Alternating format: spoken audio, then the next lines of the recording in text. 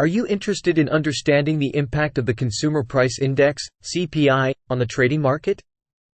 In this video, we will delve into what CPI is and how it affects the economy.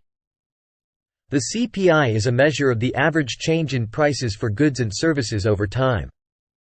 It provides valuable information about inflation and how it can influence the value of currencies and stocks. When the CPI is high, it indicates that prices are increasing, which can be a sign of inflation. A high CPI can affect trading by causing a decrease in purchasing power and a decrease in the value of money. On the other hand, a low CPI indicates that prices are stable or even decreasing, which can be a positive sign for traders. The release of a CPI report often leads to increased volatility in the market, as traders interpret the data and make decisions based on it. CPI reports are typically released monthly or quarterly by government agencies and institutions. These reports include various categories such as food, housing, transportation, and healthcare. Traders analyze the CPI data to gauge the strength and direction of the economy.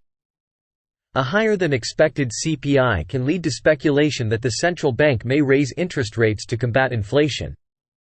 Conversely, a lower than expected CPI may lead to speculation that the central bank may lower interest rates to stimulate economic growth. It's important to note that the CPI is just one piece of information that traders consider when making decisions. They also take into account other economic indicators, such as the gross domestic product, GDP, and the unemployment rate. By keeping a close eye on CPI releases and trends, traders can identify opportunities for profit and manage their risks more effectively.